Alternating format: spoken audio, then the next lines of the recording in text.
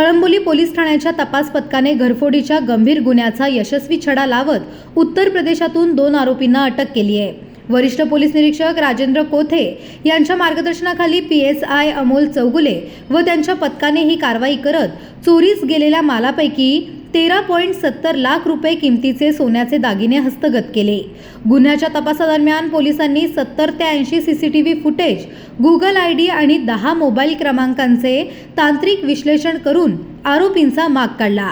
आरोपी उत्तर प्रदेशातील आंबेडकर नगर येथे लपून बसल्याची माहिती मिळाल्यानंतर विशेष पथकाने तेथे जाऊन धाड टाकली। पोलिसांनी पाठलाग करून एका आरोपीला ताब्यात घेतल्यानंतर दुसऱ्या आरोपीलाही अटक करण्यात आली।